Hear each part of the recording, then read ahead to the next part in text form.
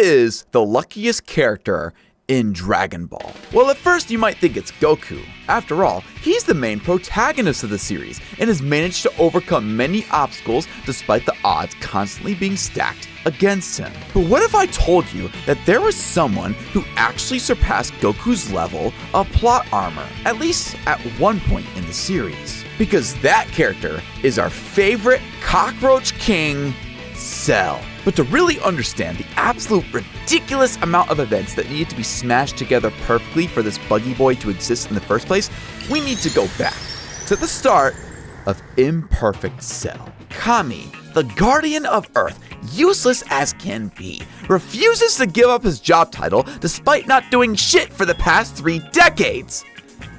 Besides watching over the. But with all the gingers dying and no one being strong enough to stop it currently, Kami decides that it is time to fuse with Piccolo. And Piccolo stumbles upon the soulless Ginger Town, being even quieter than usual. And that is because of this absolute menace to society. Essentially, think about your worst nightmare and multiply it by 6! Because that is basically Cell. Just imagine that one day you're just chillaxing, minding your own business, drinking your soulless ginger juice, and suddenly you are getting the ginger juice sucked out of you! And no! It is not in a good way! Long story short, Piccolo runs hands with Cell. Unfortunately for him though, Cell temporarily gains the upper hand and sucks Piccolo's arm to Kingdom Come. And with his weak-ass Kami-looking arm, he convinces Cell to tell him all about his life story. Which includes, but is not limited to, the entire essence of Cell's being, a machine created by Dr. Gero that collects data to become the strongest warrior imaginable. And luckily for him, even though the Z-Fighters blew up the base, Cell is located approximately 40 meters below that base in his secret bunker, precisely located in a tank with an STD beetle-like creature that just so happens to be him. Man, how nice of it was it for Cell to tell Piccolo all of this before his death. But how did Cell even get here in the first place, you might ask? Well...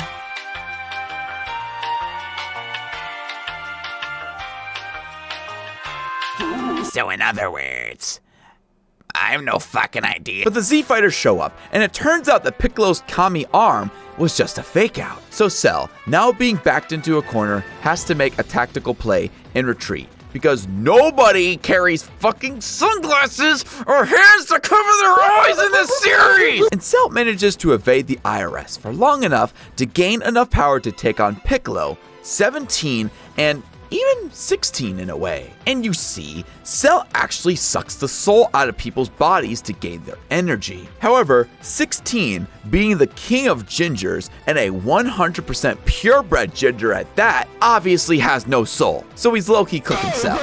But luckily for Cell, this is where the era of his luck begins. Keep in mind that around this time, Piccolo and Android 16 have been heavily advising 17 and 18 to hightail their asses out of there so that they don't get sucked up by Cell. However, because of hubris, 17 decides to stay, get his ass kicked, gain some confidence in the fact that he can actually beat Cell just cause the king of gingers was kicking his ass, being an absolute dunce and not realizing that in reality, he's just weak as shit. So because of this, and because of Cell somehow surviving 16's literal hell blast, he manages to suck up Android 17, succumbing to the absolute hubris of mankind. Semi-perfect Cell. He starts off his spree by cooking literally everyone in a 3-mile radius. Everyone except my boy Tien! Tien around this time has been training his shoulders like his literal life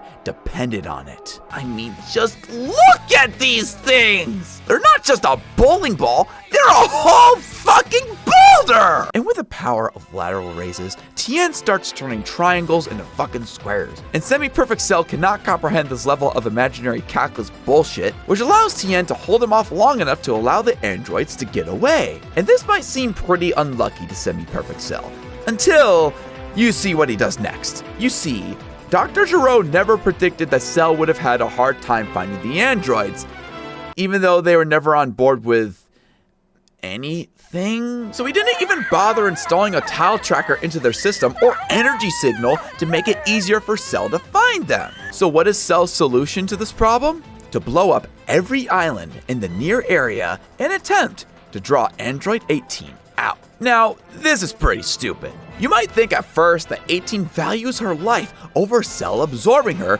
therefore, she would just reveal herself so that she wouldn't get killed. But this isn't true, because about 10 minutes earlier, 18 was literally about to blow herself up so that Cell could not absorb her. Either one, Cell did not kill her, or secondly, she would kill herself. Or thirdly, which was an option that almost actually happened, he manages to miss 18 until the very last island. But then this absolute moron was gonna blow up the island anyway, if Vegeta didn't arrive. So in other words, Vegeta showing up at this precise moment was super lucky for Cell because he never would have achieved his perfect form and it would be completely his own fault. But alas, he starts getting cooked by the 4'3" man. One of Vegeta's most proud performances of all time that he will definitely tell all the kids for many generations to come. That would be if Cell didn't beg Vegeta to let him absorb 18.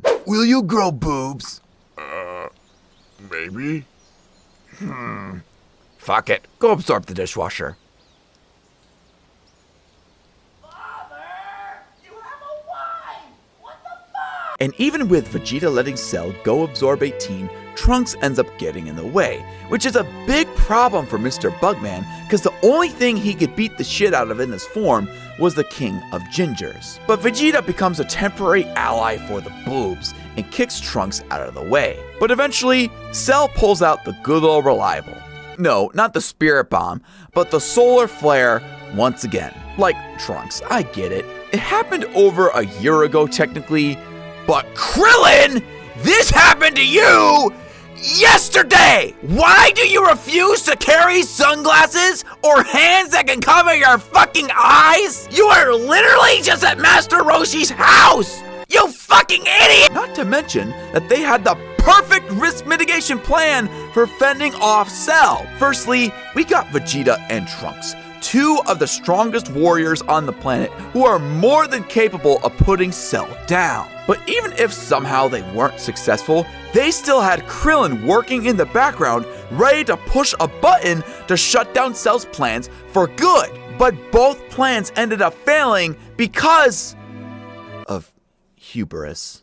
And cyber sex! What happened to bros before hoes, Krillin? You did Tien mad dirty with this one. And honestly, I don't know how bro didn't punch your shit in for this one. So Cell achieves his perfect form, and there is nothing anybody can do about it. Perfect Cell. After Cell absolutely cooks the 4'3" man, his eggplant offspring, and Krillin, if that even fucking counts, he decides to hold the Cell Games.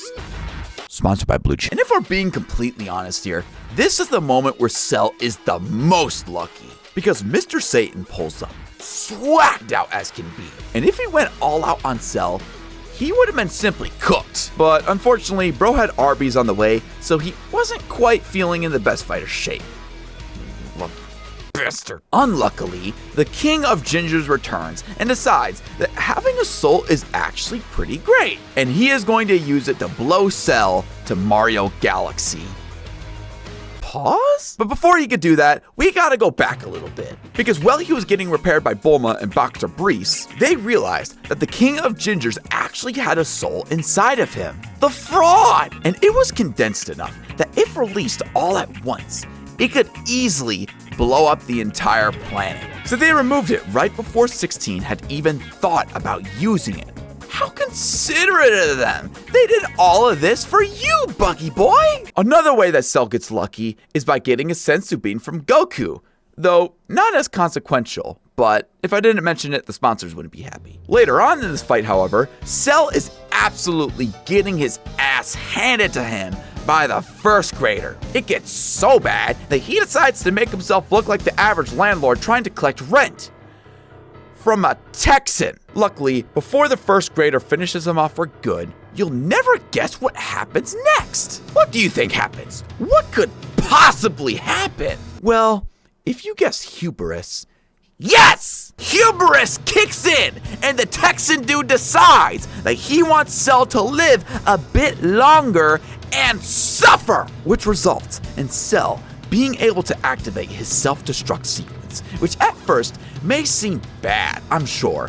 However, what he manages to do is force the main protagonist to give up his plot armor to save Earth.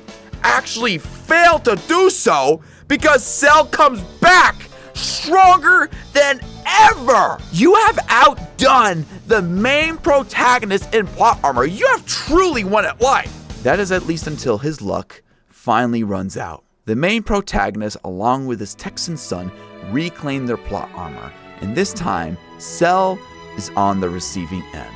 And what hurts even more is that the 4'3" man he swore he blew the back out of earlier causes a brief distraction which allows the first grader to finish you off once and for all.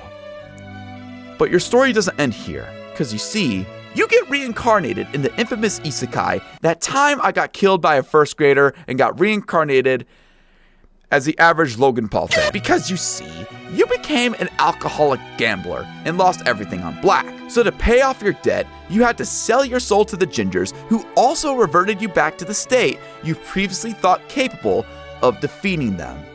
Sad life for the buggy boy. And to top it all off, the same first grader who beat your ass into a slumlord follows you into this new world and kills you once again.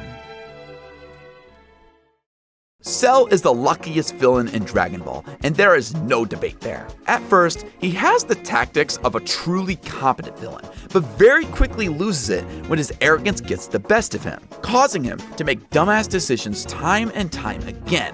But the reason he was able to keep going was because the people he was fighting were even dumber. But that isn't quite as dumb as the absolute mess of the Dragon Ball timeline that actually caused him to get here in the first place. But that is a video for another time. Thanks for watching.